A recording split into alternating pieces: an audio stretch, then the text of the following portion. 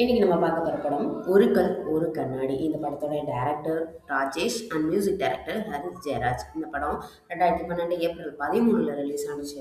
படத்துல பார்த்தீங்கன்னா உதயநிதி ஸ்டாலின் அவர்கள், சந்தானம், ஹன்ஷிகா மோட்வானி, சரண்யா பொன்வண்ணன் இவங்க கூட மற்றும் பல நடிகர்கள் இருக்காங்க. இந்த படத்துல ஸ்டார்டிங் எப்படி காமிப்பாங்கன்னு பார்த்தீங்கன்னா, உதயநிதி ஸ்டாலினுக்கு வந்துட்டு ஒரு இன்விடேஷன் வந்திருக்கும். இன்விடேஷன் யாரோடதுன்னு பார்த்தீங்கன்னா, இவர் லவ் பண்ண ஹன்ஷிகா மோட்வானியோட இன்விடேஷன் வந்திருக்கும். Wedding invitation. அதில் வந்து லெட்ரு வேற வந்திருக்கும். கண்டிப்பாக நீ கல்யாணத்துக்கு மட்டும் வந்துடாத அப்படின்ற மாதிரி.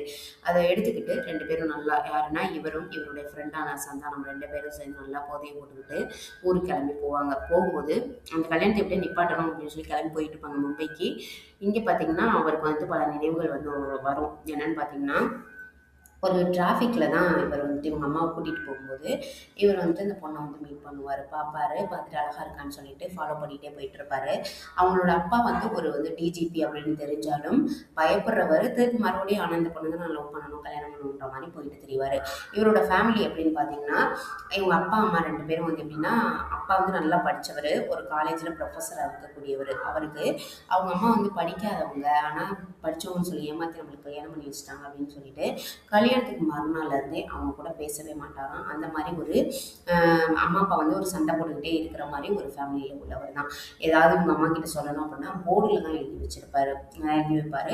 இவங்க அதை பார்த்துட்டு அதுபடி வந்து நடந்துப்பாங்க அவங்க அம்மா. அந்த மாதிரி தான் இவங்க ஃபேமிலி வந்து இருக்கும்.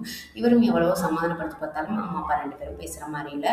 அப்பாவோடைய அன்பை வந்து இது பண்ணணும், வாங்கிக்கணும் அப்படின்றதுக்காக அவங்க அம்மா என்ன பண்ணுவாங்க, சரண்யா பொண்ணு என்ன பண்ணுவாங்கன்னா, இப்போ இந்த வயசு ஆனாலும் சரி தன்னோட பையனுக்கே கல்யாணம் பண்ணுற வயசு இருந்தாலும் பரவாயில்லன்னு சொல்லிட்டு அவங்க படிச்சுக்கிட்டே இருப்பாங்க. எப்படியாவது நம்ம வந்து டிகிரி வாங்கிடணும் அப்படின்ற மாதிரி. இந்த மாதிரி ஒரு ஃபேமிலி சுச்சுவேஷனில் இருக்கிறவர் தான் இவர். இவரும் இவருடைய ஃப்ரெண்டு சந்தானம் ரெண்டு பேரும் இந்த எப்படி சொல்கிறதுனா தேட்டர்லலாம் டிக்கெட் கிழிச்சு கொடுப்பாங்க இல்லையா, அந்த மாதிரி ஒரு வேலையில் வந்து இருப்பாங்க. சும்மா லோவான ஒரு சம்பளம் தான் இருக்கும், ஆனால் அந்த வேலையை தான் பார்த்துட்டு ரெண்டு பேரும் இருப்பாங்க. சந்தானத்துக்கு வந்து ஆல்ரெடி ஒரு லவர் வந்து இருப்பாங்க. அவங்கள வந்து எப்படியாவது சேர்த்து வைக்கணும்னு சொல்லி இவர் வந்து கேட்டிருப்பாரு. இவங்க சேர்த்து வச்சதுக்கப்புறம் என்ன பண்ணிடுவாங்கன்னா, ஓகே ஹன்சிகாவுக்கும் உனக்கு எப்படியாவது கல்யாணம் பண்ணிச்சுக்கணும் அப்படின்னு சொல்லிட்டு அவங்க வந்துட்டு ஒரு ஏர் ஹோஸ்டர்ஸ் தான் இருப்பாங்க. அப்போ அந்த இடத்துக்கு போவாங்க. அங்கே போயிட்டு அவங்க கூட பழகணும்னு நினைப்பாங்க. கடைசியில் பார்த்தா அவங்க போனதுக்கப்புறம் ஹன்சிகா மொத்தவானு சொல்லிடுவாங்க, நானும் உன்னை தான் லவ் பண்ணுறேன்ற மாதிரி. இப்போ நல்லா தான் போய்கிட்டு போய் என்னன்னா, இவருடைய சில பல நடவடிக்கைகள் வந்து அவங்களுக்கு பிடிக்காம இருக்கிறனால ரெண்டு பேருக்கும் பிரேக்கப் ஆயிடும். அதுக்கப்புறம் தான் அவருக்கு வந்துட்டு வேற ஒரு பையனோட அவங்க ஃபேமிலியில் வந்துட்டு கல்யாணம் வந்து ஏற்பாடு பண்ணியிருப்பாங்க.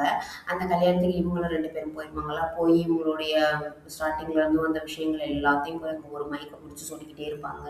அவங்க அப்பா ஹன்ஷிகா முத்துவானியோட அப்பா என்ன பண்ணிடுவாங்கன்னா, சரி ஓகே நீ வந்துட்டு அவனை கல்யாணம் பண்ணி கொடுக்குற மாதிரி யாரும் உதயநிதி ஸ்டாலினுக்கு வந்து சப்போர்ட் பண்ணி கல்யாணம் பண்ண சொல்லுவாங்க. அதுக்கப்புறம் பார்த்தீங்கன்னா ஒருத்தர் வந்து ஒரு பொண்ணை வந்து கூப்பிட்டு வர்றாரு. யாரும் பார்த்தீங்கன்னா அந்த பொண்ணு வந்து கன்சீவாக இருக்கும். அந்த பொண்ணை வந்து கன்சீவாக இருக்கிற காரணம் பார்த்தீங்கன்னா, ஹன்ஷிகா மொத்தவனி இப்போ கல்யாணம் பண்ண போகிறாங்க இல்லையா மாப்பிள்ளை, அவர் தான். அது வந்து ஃபஸ்ட்டு அவர் ஒத்துக்காமல் இருந்தாலும் கூட அதுக்கப்புறம் ஆமாம் நான் தான் அதுக்கு வந்து காரணன்ற மாதிரி ஒத்துக்குவார். அவங்க ரெண்டு பேரையும் சேர்த்து வச்ச மாதிரியும் லாஸ்ட்டில் ஹன்ஷிகா மொத்வானியும் ஹீரோவான உதயநிதி ஸ்டாலின் அவர்களும் இந்த படத்தில் லாஸ்ட்டில் சேர்ந்த மாதிரி காமிச்சு படத்தை வந்து ஒரு ஹாப்பி எண்டிங்கில் முடிச்சிருப்பாங்க.